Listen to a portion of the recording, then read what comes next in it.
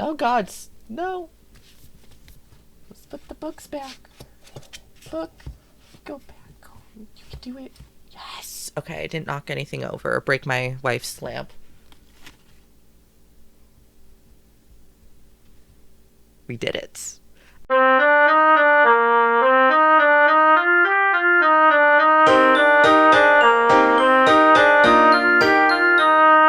Good start, good morrow, and good evening. I'm Sonny Carpenter, and this week this month, I read, I mean, I didn't read it this month. I read it several months ago, but I loved it so much that I wanted to make this my first video.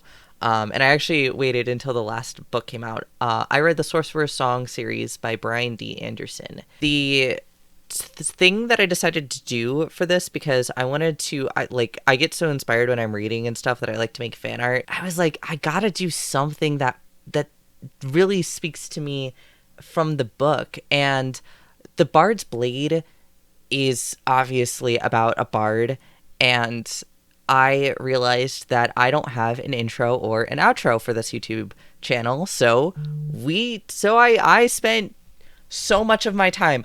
The final recording was 2.5 hours, but I spent more time learning GarageBand than I did recording, because there's another 2.5 hours of footage that I will not be showing of me just staring at GarageBand, confused. Not sponsored, by the way. Just that was the free program.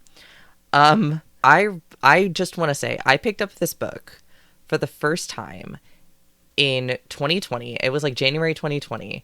I was in the library. I was just looking for some books. I picked this one up and I'm like, sounds great. And I started reading it.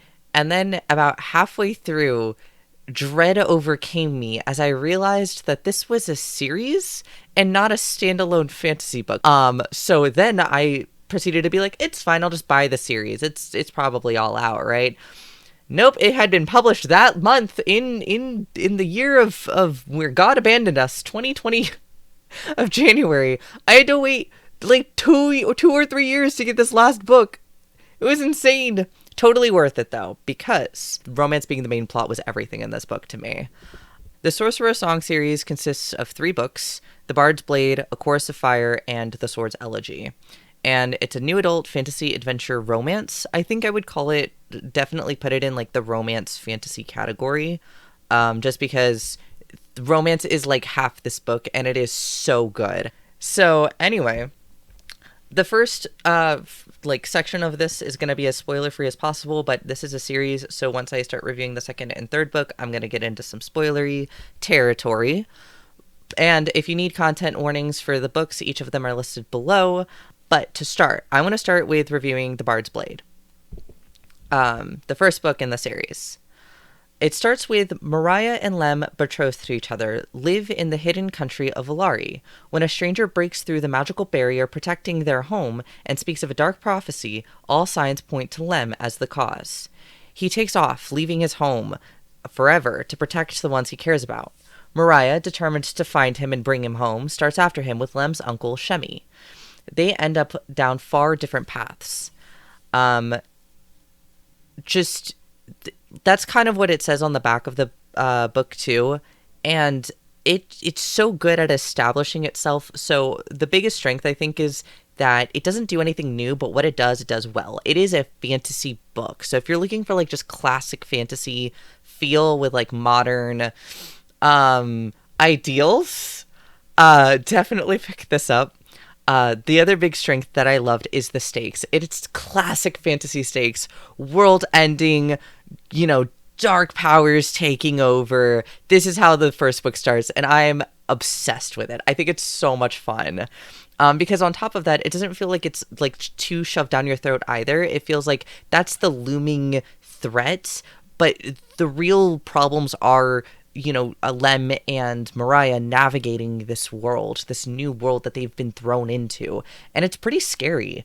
And Brian D. Anderson does such a good job of like making me feel actual fear for these characters, and just like their day-to-day living. The thing that I also thought was so good and just kept me reading page after page was the romance and irony and the balance between the two, because from chapter to chapter, they switch perspectives between Lem and Mariah, and then later some other characters. But mostly it goes back and forth between Lem and Mariah's perspective. And the irony of just them being like, oh God, it just gets so good. Because at some point, they both start down paths that they know the other wouldn't love. They know that it goes against their culture and the way their family's been brought up. And they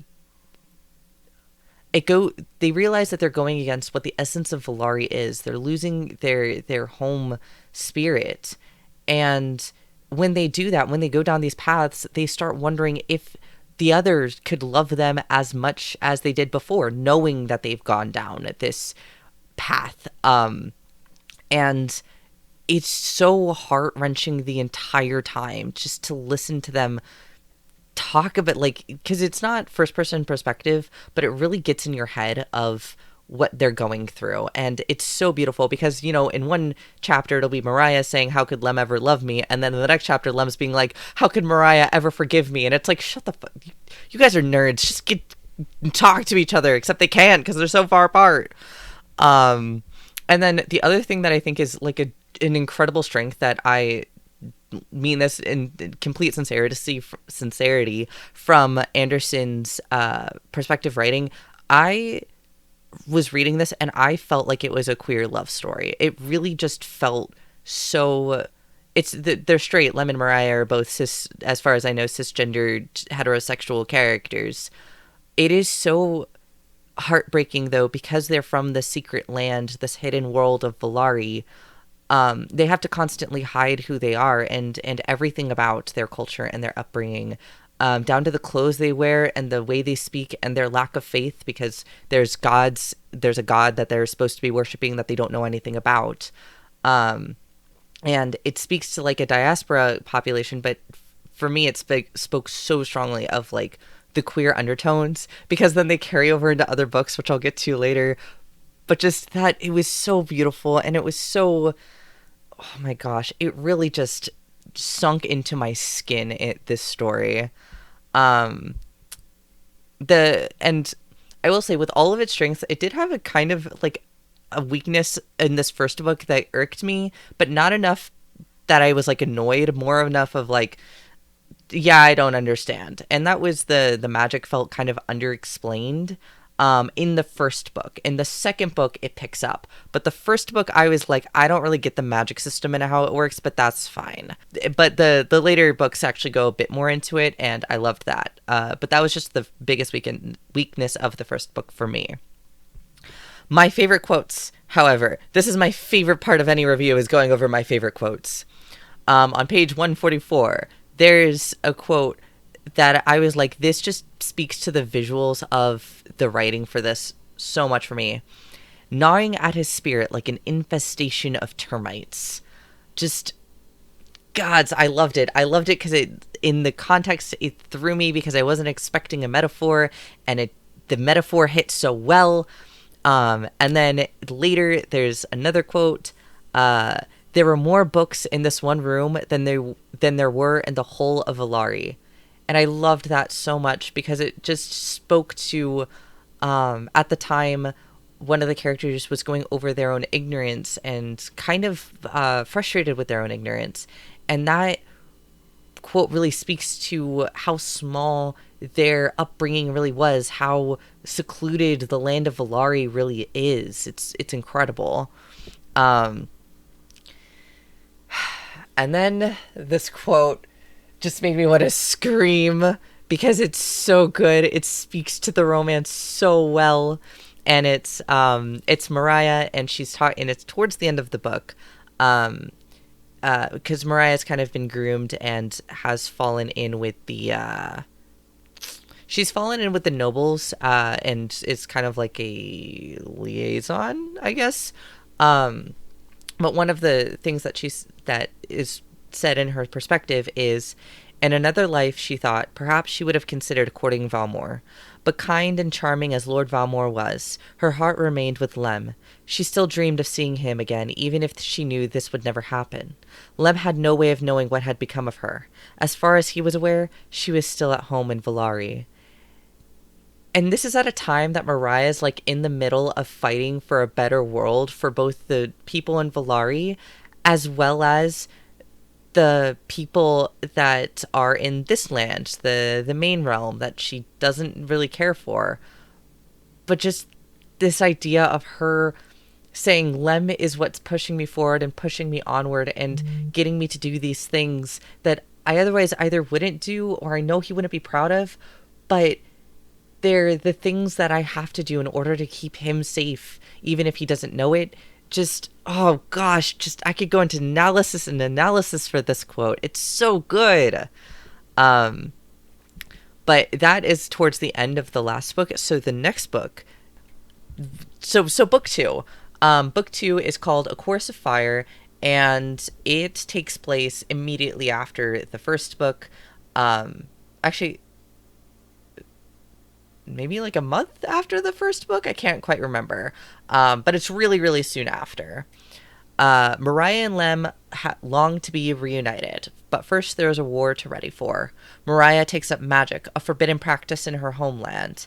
Lem fights his current imprisonment from one of the most powerful men in the continent, piecing together the puzzle of the looming battle to come. The difference between their stories at this point is that Mariah actually knows about like the war and stuff that's going to come, and Lem has no idea. He knows that there are pieces in motion for a war. He just doesn't realize it's like the Dark Army and everything. Love that. I think that's great because the entire time we're being told that Lem is the prophecy person. Lem is the person that's going to fulfill this crap. And he hasn't yet. And it's terrifying. And it's like, Lem, you don't know anything. What is going on? So the biggest strength of this book is, besides that of obviously, is that no character is wasted, which I freaking love. I love the economy of characters in this. Even when the characters are like, you know, an offhand, like, what are they called? Shopkeeper or whatever. They're still giving you a little bit of a piece of the world or a piece of the story that's going forward. And I love that. I love that writing. And then the other thing that I freaking loved about this book, okay, so this is where I take off my reviewer hat for a minute and put on my writer hat for a minute. The prose is so good. The prose does such a good job of being very smooth and unnoticeable for the story, which is such a, like, it's so good for this type of story because sometimes, like, you're reading a fantasy book, like a high fantasy book that's second world and everything, and the prose is, like, clearly old English sounding-esque, or it's like way too modern sounding and there's not really much in between. I loved this book because it did such a good job of having that balance of it being unobtrusive to the story in a way that I didn't even realize until I was almost finished with this book. The prose, man, I love it. Oh god, and then I want to cry because this is my favorite trope in storytelling. This is my favorite theme that I've ever seen, and I'm writing it into everything I write forever now. And that is the theme of this story and the theme of these books in general are, even in the darkest and most devastating parts of life, hope and chance and love are so clearly cut through. They will always cut through it. And I just, oh my god, I think I wrote that down when, like, I think Lem was curled up on the floor crying. Like, one character was just totally devastated, and all they could think of was another person that they loved.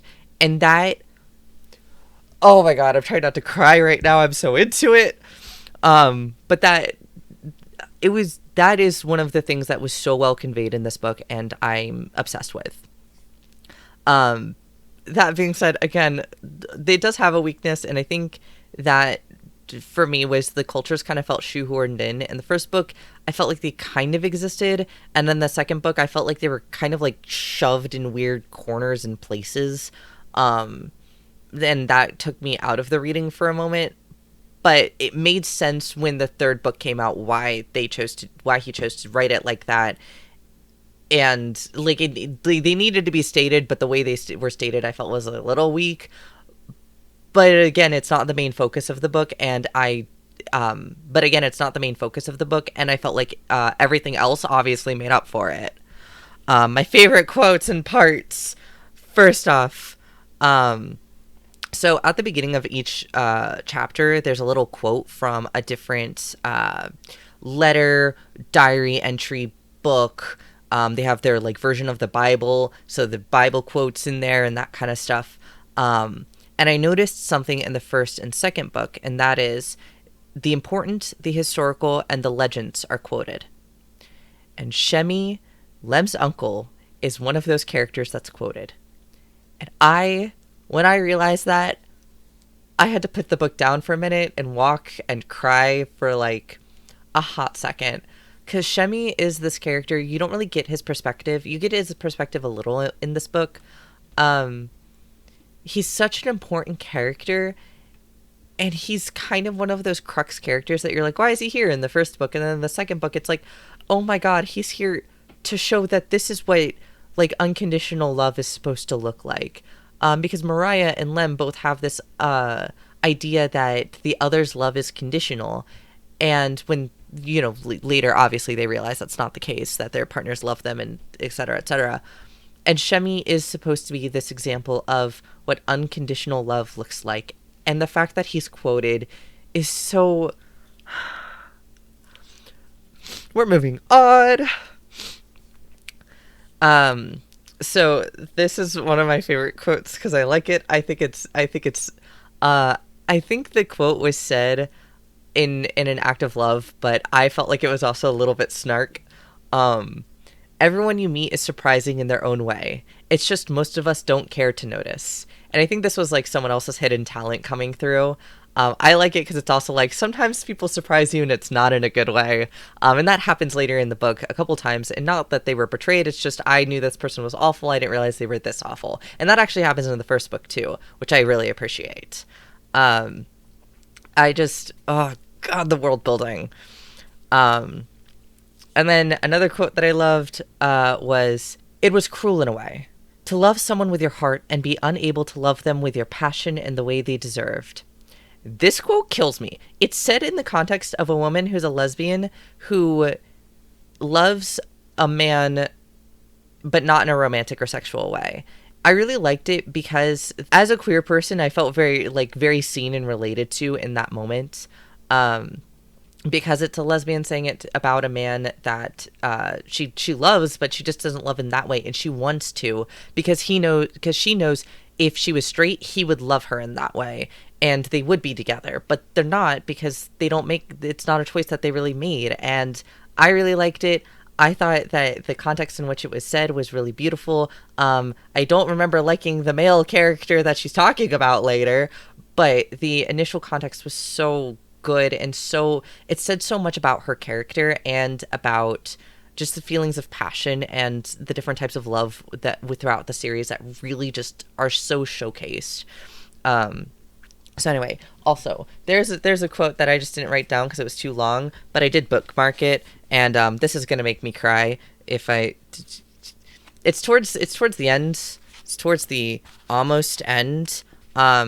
And it's about the war that happened pre the book. It's like the prequel part of the book that it happens. And this quote, man.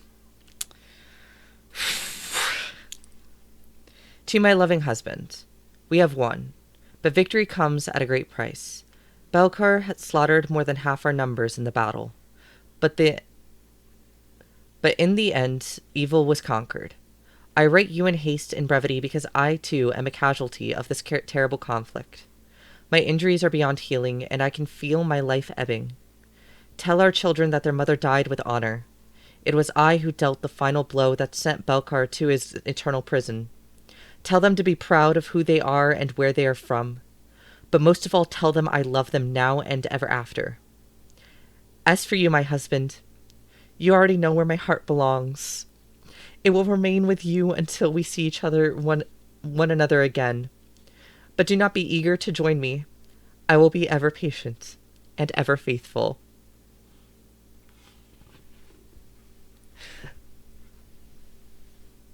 I'm gonna curl into a ball and cry now. I love that quote so much, and that is the type of love and writing that's just littered throughout the book. in such honest and beautiful ways. I feel so cut open when I read these quotes. They're so good. Oh my gosh. I need a minute. The last book in the series is called The Sword's Elegy. There is one quote that I wanted to read. You know, I said hope cuts through even the most grueling parts. This is where Lem is a prisoner again. Once again, just, this man can't get out of prison. This is why he fought. This is what made all he had suffered worthwhile. The chance to see her smile, watch her dance, listen to her voice, and know that their hearts were one. Regardless of how many times he fell prey to doubt and despair, she could always save him. Shut the fuck up. How can you get better than this? This is like peak fucking romance. Like, I want to aspire to be Lem, and also I would love to date Lem. Thank you, please and thank you. That's all I have to say about him. Overall, I would probably give this series like a 4.5. I loved it so much. I loved the first book 5 stars, second book 5 stars, third book 3.5 stars. But I really think it is the ending was okay. So I say that I did not like the last book as much, but the ending of the last book was so freaking good. It was so worth it. It was so beautiful. It just just yes, just everything about it was correct, and I highly agree. And the project that I've been working on, the intro and outro, which you heard the intro, now you will be hearing the outro. I loved working on this project. It took me longer than I thought it would, but I actually really ended up liking what I created and what I put into it. Throughout every single description of the music in the story, you can tell that Brian D. Anderson is a musician and loves music, and the descriptions are just so robust and so passionate, and you can tell that the guy writing it has a devotion to the craft, and I really appreciated that. That is also something that just I think really helps carry out the hope cutting through the darkness throughout the whole series. And I've never composed anything before. I used to write songs when I was a teenager because, the quiet teenager things that you do. And being able to actually compose something and to hear the final product and to be able to play it back randomly whenever I want to annoy people, pretty fun. And I liked it. I liked what I turned out. I liked what I created. You can check out my website at sonnycarpenter.com to find all my projects that I'm currently working on. I'm also on Twitter, Tumblr, YouTube, Instagram, Goodreads, and you can check out the podcast that I do, our darling little book club with the wonderful Jaylene Ciclali Tulio Diaz, where we review Animorphs every other week.